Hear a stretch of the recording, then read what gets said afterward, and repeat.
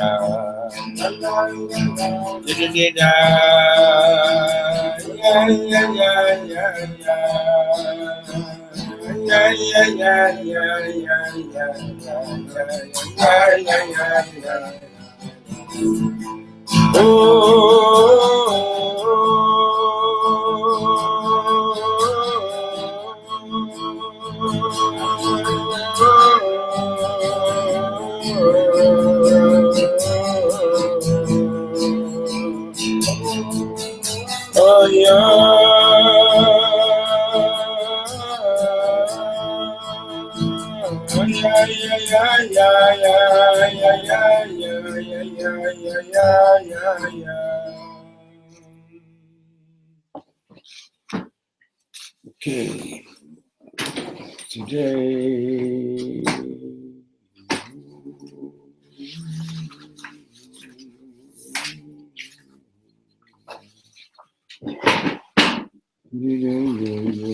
I'll give you this Chumash in a moment.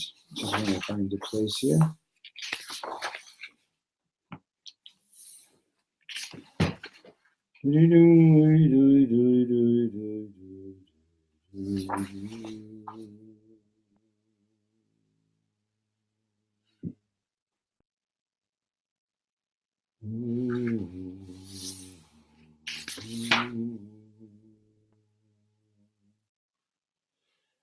It's Perik Hey Pasuk Yud Dalet. No.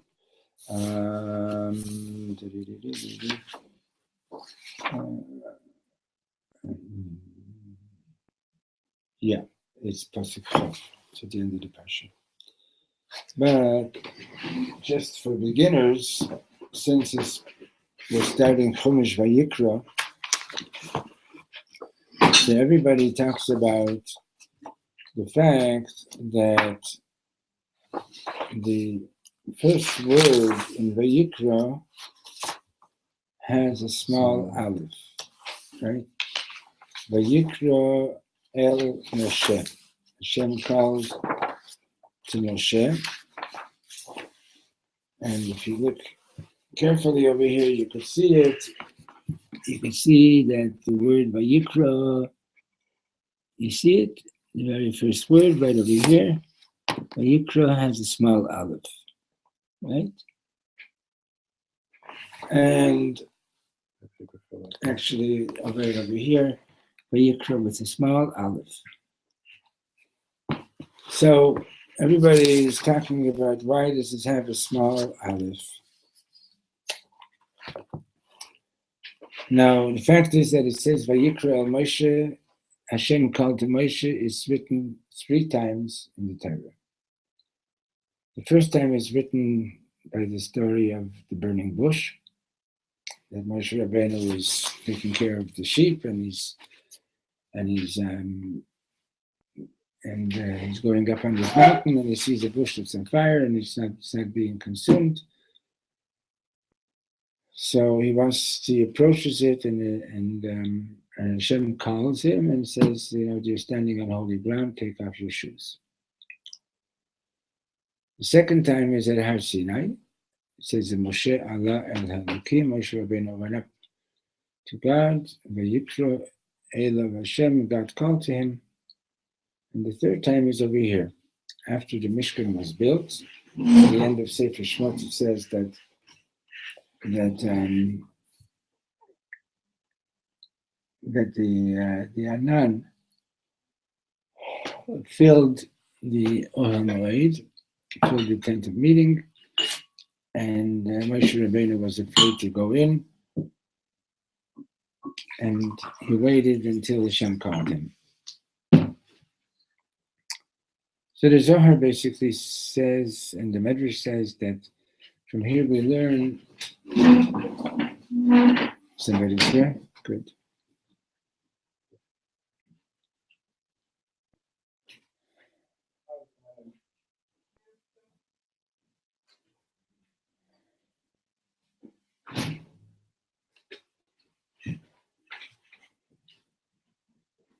So from here we learn. Shalom Rav. Shalom Dina. Boi shvi. יש לך שיעור? Ken. איפה אני יכולה לשבת? Kan.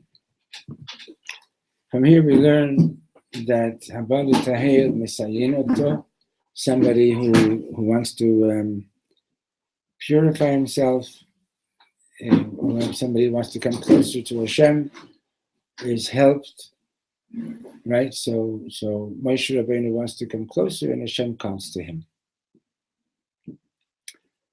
So, Shri. And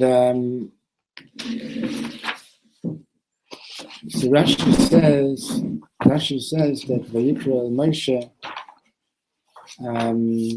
that Hashem actually called Moshe Rabbeinu all the time.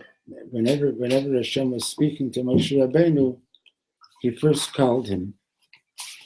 What is the meaning of this calling? The meaning of this calling is that it's Lashon Chiba, he's expressing his love to him, which sort of teaches us a lesson that when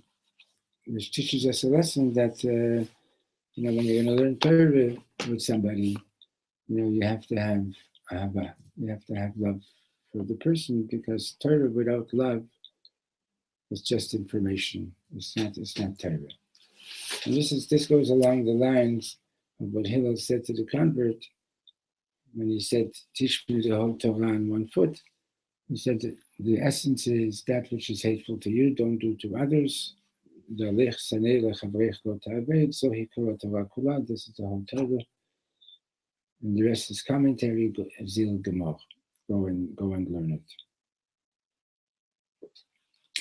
Okay, so today we're going to look at Perek Hey Pasuk Chav. זה מתחיל כאן. אני לא קורא עברית, רק מדברת. אוקיי, אבל אנגלית את מבינה. כן, אני לא רק מדברת. טוב, אני עכשיו נותן שיעור. Okay, so the pasuk says, "Vayidaber Hashem al Moshe lemor." Hashem said to Moshe Rabbeinu, "Nefesh ki techta," a person who sins, u'ma'ala mal b'Hashem, and how do they translate u'ma'ala mal b'Hashem? If a person sins and acts deceitfully against God, acts then deceitfully. So it's an interesting way that they're translating the word me'ila. Me'ila means basically in this context, it is talking about being deceitful. However, generally, the idea of me'ila is that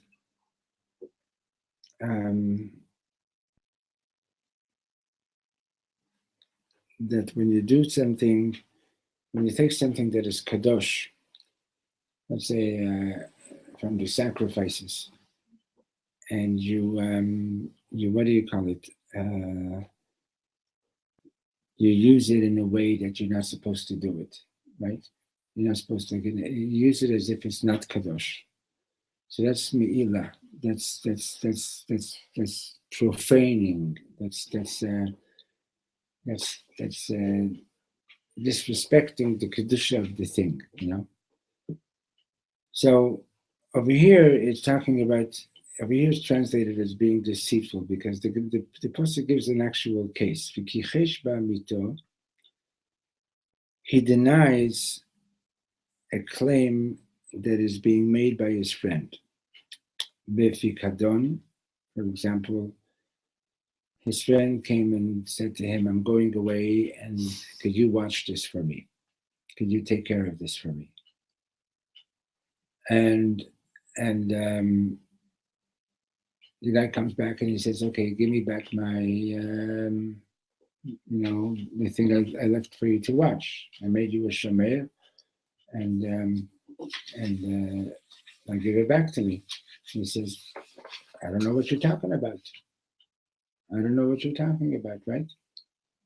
So he's makfish, he's denying. He's saying, it never happened. You never lent me anything. It's not true, right? Or bitzumet yad, or for example, he what do you call it? He says it was stolen, right? But in the meantime, he had something to do with the theft. Okay. Now, normally Rashi says usually that when he says from that when usually, like let's say when people lend each other money, they write a star, there are witnesses and so on. But a pikadon doesn't always have witnesses. There are no witnesses. There's no way that you don't have the ability to prove it. Okay. So, or for example, now the shomer, there's different kinds of a gazelle. He says it was stolen, or ashaket emito, or another example is oshek. Oshek is, for example, you hire a worker, and you settle, let's say, on a price, how much you're going to pay him, and then when it comes to paying, you don't pay the full amount. You don't pay the full amount that you were supposed to pay. You say, you didn't do a good enough job, you just make up some kind of story, whatever it is, and therefore I'm not paying you the full thing, So if somebody did any one of these transgressions, right, so it says to tell you, so what happens? Or pasuk chavbet, or matzah aveda, or for example, you found a lost object, and then somebody comes to claim it, and you say, no, it's mine. It's not, I didn't. It's not something that I found. It's really mine. V'nishba al shaker, al achat mikol asher yaseh ha'adam lachto bahena. Now, in all these cases that were mentioned over here, the person, the shomer, or the guy who found the aveda, whatever it is, they have to take an oath. Okay? Vayaki yachta, and then when it's shown that, or when he himself comes and he says, I did something wrong, I did a chait, Va'ashem, and he's declaring that he's guilty. So v'heshiv et hagzela asher gazal. So he has to return that which he stole, or to oshik asher hashak, or the oppression or the amount of money that he still owes, or to pikadon asher hafkadito, or the object that was given to him for safekeeping. He has to return that, or to aveda asher matzah, or the object that he found, or mikol asher yishava alav lasheker, or anything that a person swears falsely, v'shilam oto b'rosho. So now what he has to do is he has to pay the full capital amount, okay? And furthermore, v'chamishitav yosev alav, he has to add 1/5, he has to add 20%. So let's say it was $100, he has to pay 120. Lasher hulo, to whoever he owes it to. Yitnenu b'yam hashmato, he has to give that on the day that he declares that he's guilty.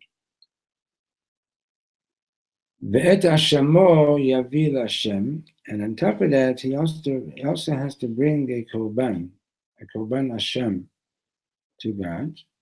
Ayil tamim, a ram that is without blemish, minatzon from the sheep.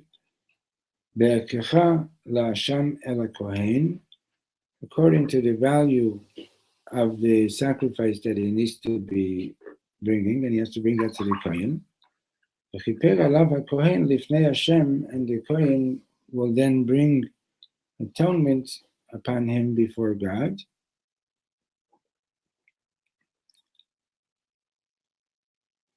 V'nislach lo alachat mikol asher yaseh lashma ba, and he'll be forgiven for any one of these things that he had done to be guilty of.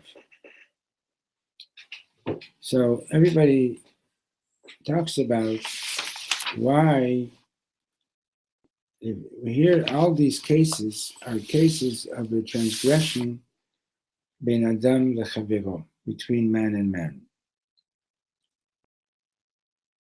right? And yet, back in Pasuk Chof Aleph, it says, how does it introduce it? It introduces it as doing something deceitful against Hashem, right? So what does a sin between man and man have to do with between man and God? So from here we learn that every transgression between man and man is also a transgression between man and Hashem. You know that in Yom Kippur, we ask Hashem for forgiveness, but for sins that are between man and man, we first have to ask each other to be forgiven, and only after we ask each other to be forgiven, only then can we ask Hashem that Hashem should forgive us as well.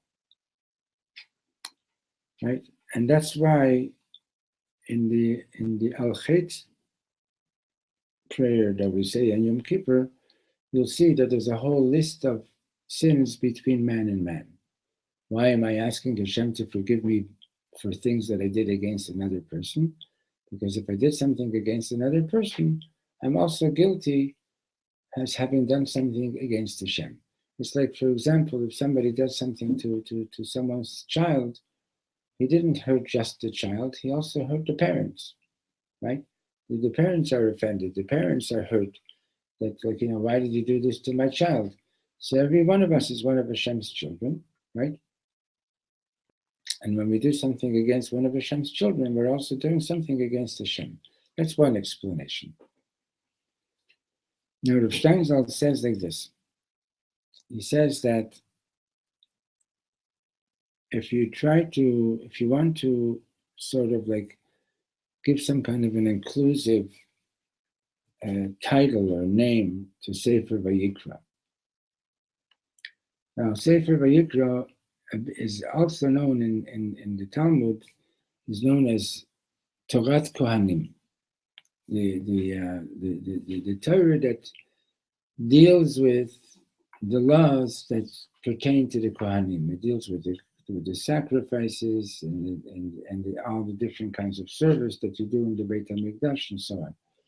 But the truth of the matter is that there's a lot of material, many mitzvahs in Sefer Vayikra that are not just for Kohanim, that is for all of Israel.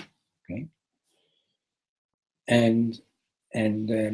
so he says, Rav Shansel says that one way of defining or Sefer Vayikra is Sefer HaKedusha, the book of Kedusha. In other words, that much of the topic in Vayikra is all about Kedusha. אפשר לעזור לך? אפשר לראות ספר? אפשר ללכת לשירותים? השירותים שם, אבל בלי הספר, לא להכניס את הספר לשירותים. So, זה פשוט, קשה לי לתת את השיעור כשמסתובבים. דינה, שמעת? אני נותן שיעור, אני רוצה להתרכז, אני לא רוצה לשים לב לכל מיני דברים אחרים.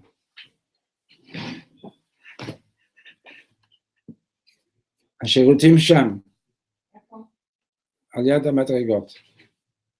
כן.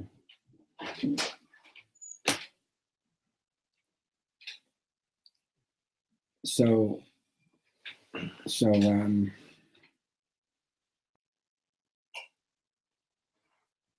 he says that you see, for example, that the word kadosh, or words that are from the root of kadosh, appear the most in Sefer Vayikra. Okay, they appear the most in Sefer Vayikra. And Parshat Kedoshim, the laws of kashrus are introduced with Kedusha, the laws of sexual morality are introduced with Kedusha, Kedoshim Tihiyu, the whole Parshat Kedoshim, after the Vayikra Kamercha. And why is a religious prostitute called Kadesha? In Hebrew, there's a conjugation called PL, and when you put something into the PL form, it sort of flips the meaning of the word. Right? So, a Kadesha was a temple harlot, Kadesha, and supposedly in doing their work in as a religious service. That's what it was. What's the religious service in that? The orgasm is like a high, very intense experience, and so that's how there was an avoid desire. That's how they used to worship.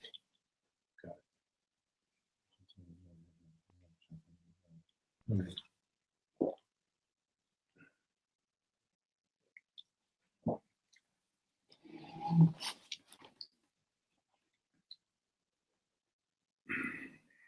So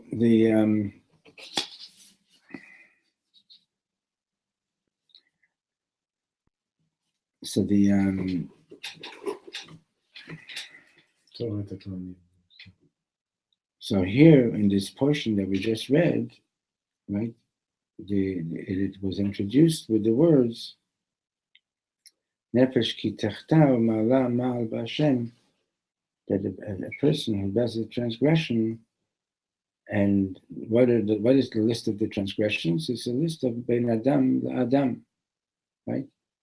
But it says Uma'ala ma'al b'Hashem. It was an act of me'ila. It's desecrating your holiness. It's desecrating your own kedusha, the kedusha that Hashem gave you, that you're walking around with a neshama that's a part of it, that's a chelik elokam mimal mamish, and you dragged your neshama into doing something like this. The question is, how could I do this? How can I do something like that? Like that? Right, but but Ben Adam Lechavero, right? Especially, it's like the Torah is telling you this is mamish, this is mamish not good stuff, right? And Rav Steinsaltz brings a medrash that says that by Yaakov Avinu's dream, he saw the angels going up and down, right? So it says that the image of Yaakov Avinu was the image of Yaakov Avinu was, what do you call it? Was engraved in the chariot. That Cheskel saw, and his image is engraved up in Shemayim. And the angels going up and down are coming to check out to see, do you look down here like you look up there? Right? Is your face down here as holy as it is up in Shemayim?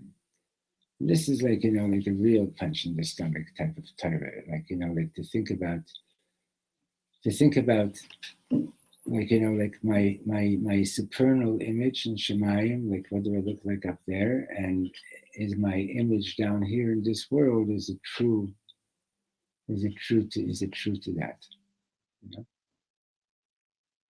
But unless you're a tzaddik, it's not the same. Right. So as long as you're not a tzaddik, you better work at it.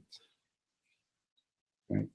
That's the idea. I remember reading somewhere where Reb Shlomo said there's 2 movies that they show you. But yeah, and if they're the same, right? And that's the movie of what you could have done and what you should have done. If it's the same as what you actually did, so then that's my phone on the table. Do you mind grabbing it? And if she's wandering, then I'll tell her to come back.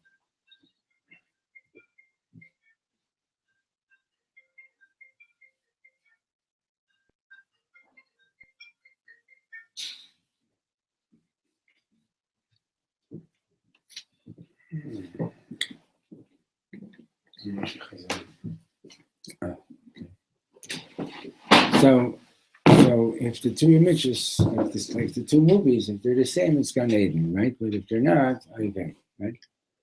The same thing. If your image in Shemayim and your image here are the same image, that's the way it's supposed to be. Right? But if it's not, then it's Me'ilah. You're really like destroying something beautiful. What other words use the words from the? It's related. It's related to. I want to see how the full Hirsch translates it. It's related to the word aliyah, right? And let me see what he says. He's a master on Hebrew language.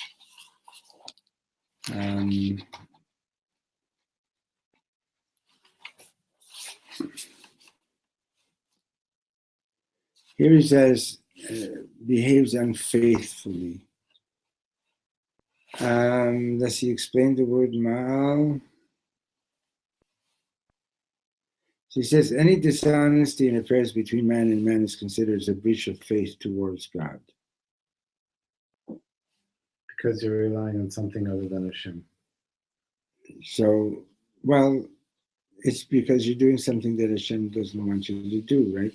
Well, why would you steal something from someone else? Well, that's another reason that you're giving, but it's not just, right, you understand, but he says any, right, so he's saying that, that God is like the shalish, God is always the invisible third party whenever man is dealing with his fellow man, right, even if there's no other witnesses.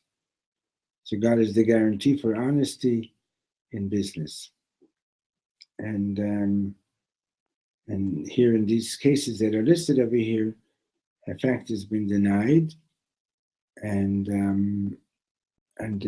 you're acting dishonestly with Hashem, right? It's not just simple denial.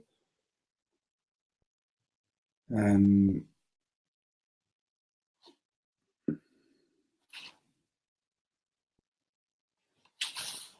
what does he say on verse 14?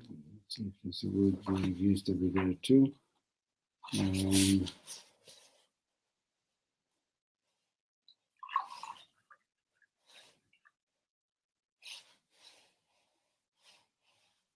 He says the word me'il also means a garment, right? The Kohen's is wearing a holy garment, right? The Kohen Gadol, and me'il is sort of breaking the faith in holiness.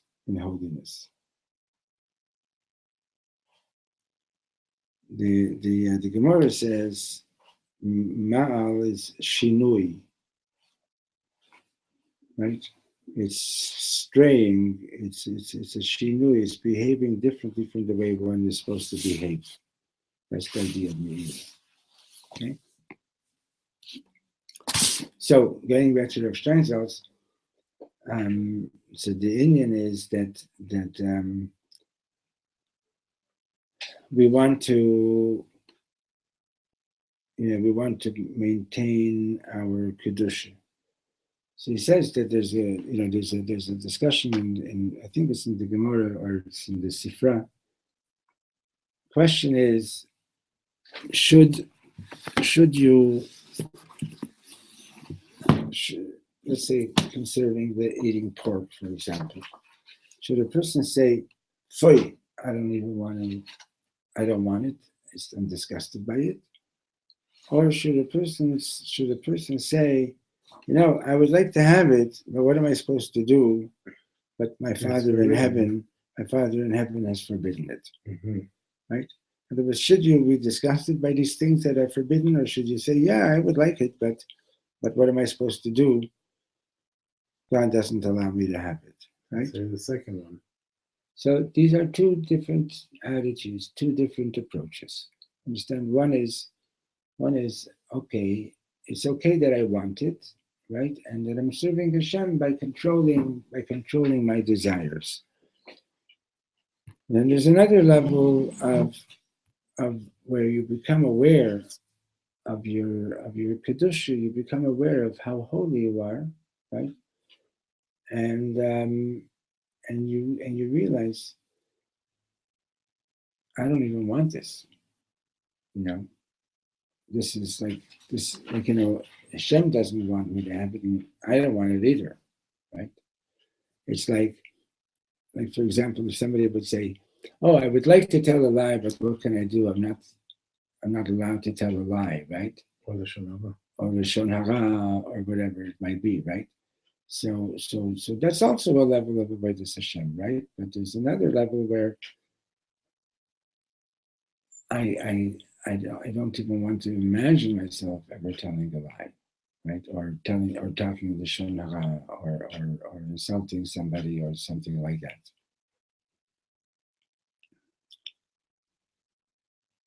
So this is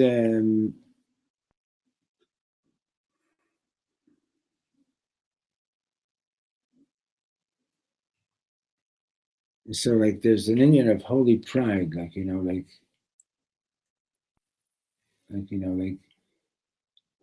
have to have pride in who you are, and in the fact that you're a holy neshama, that you have pride in who you are, so you what do you call it? So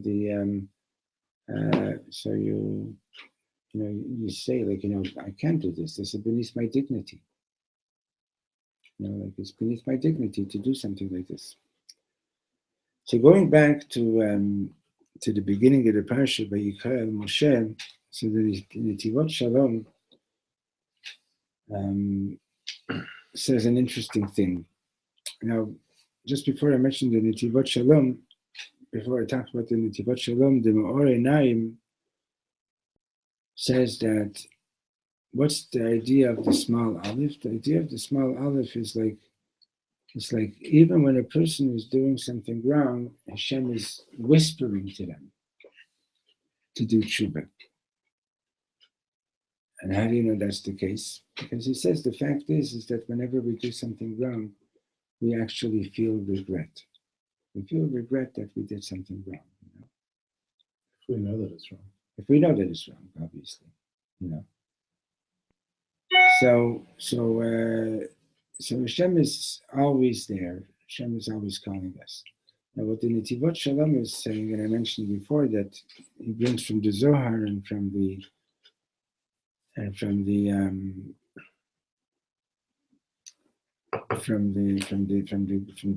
Gemara, that Haba l'tahev, that when somebody is coming to purify himself, Misayin lo, Hashem, heaven gives him help, helps him do it. So the thing is like this, that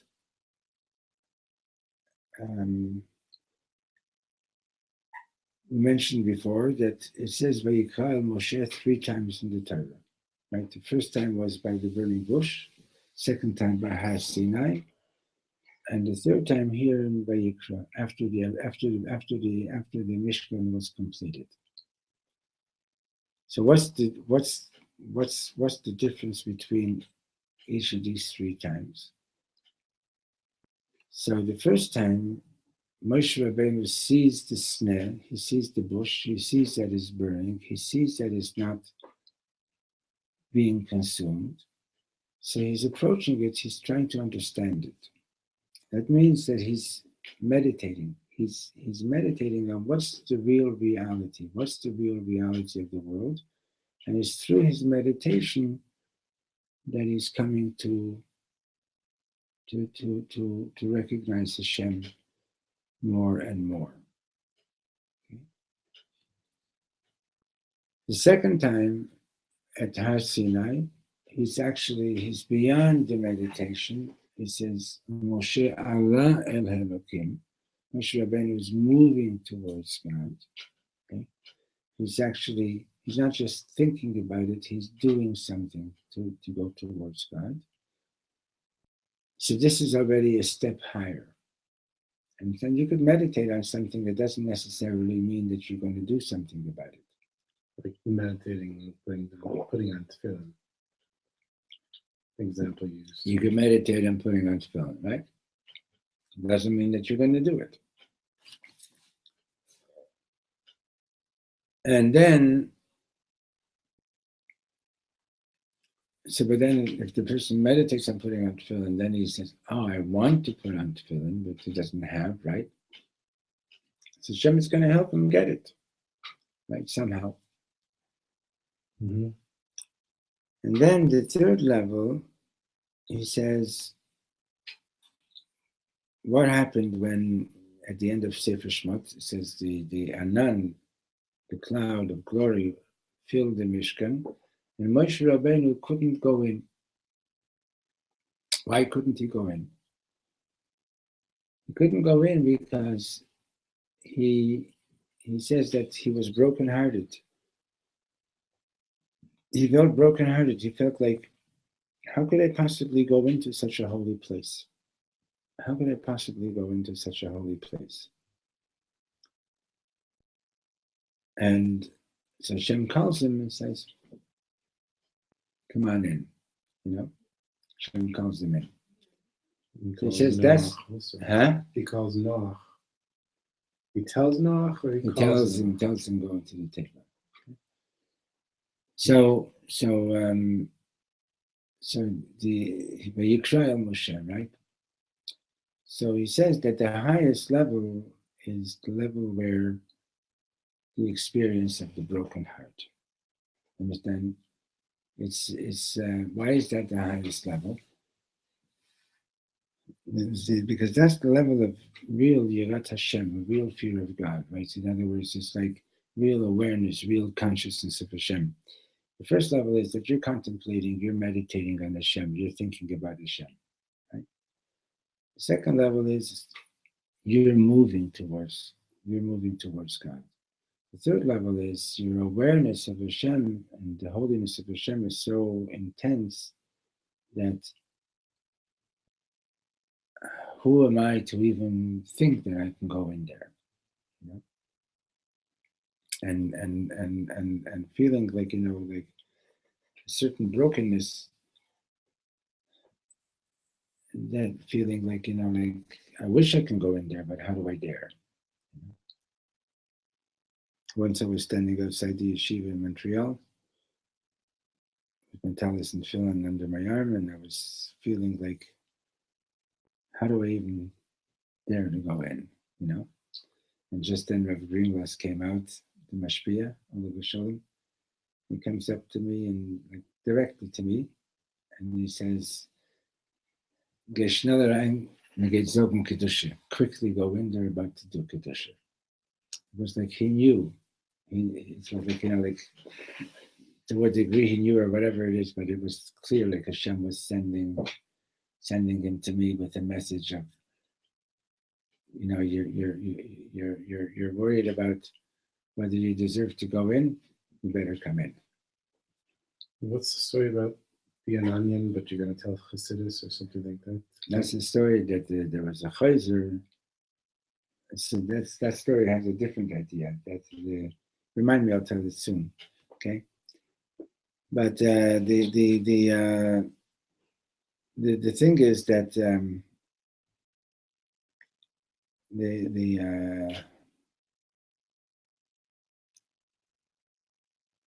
we find that when the Mishkan was put together, the first 7 days, Shmonat Yemei HaMiluvim, the first 7 days, Moshe Rabbeinu put it together every day and did all the avodah, did all the services, and then at the end of the day, took it apart. And then on the 8th day, so Aaron HaKohen was the first one. That was the first time that Aaron HaKohen did all the sacrifices. So what happened was, at the end of the 7 days, Rashi says that the Yidden came to Moshe Rabbeinu and they felt really embarrassed. They said, "We did all this work to build the Mishkan, and where's the Shekhinah? Where's the revelation of the Shekhinah? It hasn't appeared." So Moshe Rabbeinu said, "It's okay.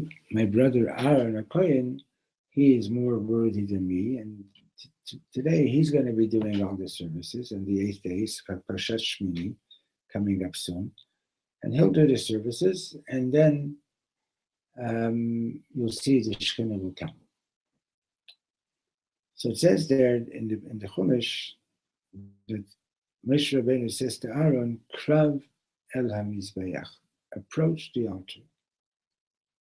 Why did he have to tell him approach the altar? So Rashi brings a medrash that Aaron was afraid to approach the altar because he was seeing an image of the golden calf on the altar, golden calf dancing on the altar. In other words, he was seeing his transgression. His transgression wasn't letting him approach the altar. Okay? So Moshe Rabbeinu says to him, "Lama tabosh? Why are you ashamed? Likach nifcharta." It's because you feel this shame. That's exactly why you were chosen to be the Kohen Gadol. In other words, because you're experiencing this, that's exactly why you're the one that's worthy to approach the altar. So Aaron the Kohen went ahead and did the services, and the Shekhinah still didn't come down. So then Moshe Rabbeinu and Aaron the Kohen went back into the Ohel Moed, and together they prayed. So you had the Tzaddik and the Baal Tshuva praying together, and then the Shekhinah came down. And what did they pray? They prayed, "V'hi noyam Hashem Elokeinu aleinu," may the sweetness of Hashem our God be upon us. Ma'aseh yadeinu, and that the work of our hands, konenehu, should be a vessel to receive the Shekhinah. So there again, we see that the most effective thing in getting close to the Shekhinah is the sense of, I'm really not worthy enough, and I don't know how I could possibly do this. And when one feels that sincerely, then Hashem invites you in. So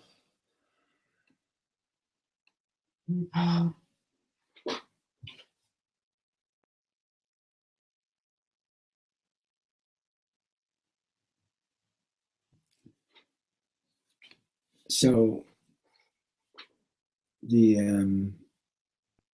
so he also brings a teaching that it says that Shabbos is that Shabbos is the letters Boshet. Boshet means shame, right?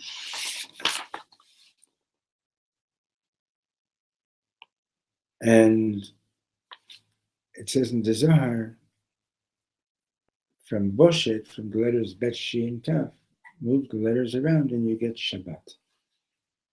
Right? So he says that comes Friday afternoon, you baked your challahs, you did all the cooking, and you did all the preparations for Shabbat, and now you want to receive Shabbos, right? What's the best way to receive Shabbos? Is when you feel that, wow, Shabbos is so holy, everything that I did is like almost like nothing, right? Like I really didn't do enough, type of thing. When a person feels that way, that I wish I could have done more. I wish I could have done more for Shabbos. So then you really receive Shabbos. What can you do for Shabbos? What can you do for Shabbos? When you think about all the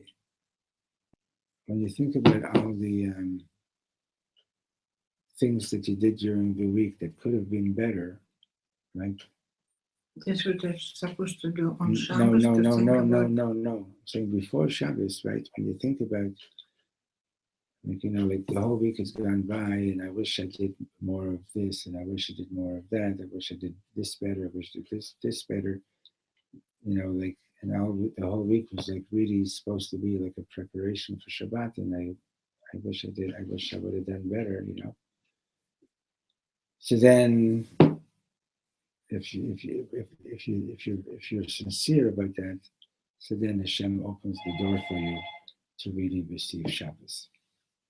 But why to think to do better? Why just not do and be sure that you did what you could? Yeah. Why always think I could do better? No. Then you feel guilty and go to secretary. You're feeling guilty is, if it doesn't make any positive change, feeling guilty is not worth it. We're talking about, let's say, let's say, for example, you're going you're invited to the king and to the queen, okay? So it's totally natural that you're going to do all that you can to prepare yourself, right? Why? Why should I waste time? I just don't go and do whatever I do every day. Please let me finish. It's totally natural that a person is going to do everything that they can to present themselves in the best way possible. Okay? And to whom? Let's say you're invited to speak to the king and the queen. You're invited to speak to them on behalf of your community. Okay? The well-being of your community is going to be dependent on how well you do it, how well you're going to do at this meeting. Okay? Now, naturally, you're going to prepare yourself, right? And naturally, you're going to be very concerned that you should do the very, very best. Okay? That you should do the very, very best. But if you lived in this community, why don't you have to prepare? Just go there and talk from the heart. You prepare it to this all your life. So It's I didn't say so good. So that's what you do. But still, you're also very, very much aware of how significant this meeting is going to be. You're very much aware of how significant everything that you're going to say, how significant it's going to be. Understand? And let's say you achieved X, you're going to be concerned. Maybe had I done something, maybe had I said something like this, maybe I would have done even better. Like, for example, a good teacher. A good teacher prepares his lessons and goes into class and teaches the lessons. But a really good teacher, so let's say so many students succeeded, so many students did average, so many students didn't do that much. So a regular teacher figures, I did my job, I taught, and so many learned, and so many learned better, so many learned not so good. But a really holy teacher wants every student to do the best that they can. And is always aware that maybe if I would have taught it this way, or maybe if I would have explained it a bit better, maybe if I would have reviewed one more time, there's always something that could be better. So the thing is that thank God, I'm happy. I prepared for Shabbos, washed the floor, cleaned the house, beautiful, right? But Shabbos is so special, It's like sometimes you realize that no matter how much you do, it's still something beyond your. You begin to realize, wow, it's really even more than I thought. It's really even greater than I thought. So that's kind of a sense opens you up to reaching a higher level. But if you think that I've done everything that I need to do for Shabbos, and that means that you have a certain idea of the holiness of Shabbos, a certain limited idea of the holiness of Shabbos, and you think that you did everything that there is that needs to be done, Mazel Tov, and that's the amount of Shabbos that you're going to have. But Shabbos is greater than that. And if you want to have even more, you have to have a certain sense of, I'm sure there's more, and I'm sure there must have been something more that I could have done. In the house of the Choizer of Lublin, on Erev Shabbos, before Shabbos, he would go around to all the helpers in the kitchen, and he would beg them that in case I insulted you, or in case I ignored you, I didn't give you enough honor, please forgive me, please forgive me. And he would go to his wife, and he would cry, and he would beg her, please forgive me in case I didn't do the best I could do this week. That's another preparation before Shabbos. Understand? Maybe you spoke to somebody in a way that wasn't the best. And here comes Shabbos, a holy day. You want to receive the holiness of Shabbos. So we got to fix that up before Shabbos comes in.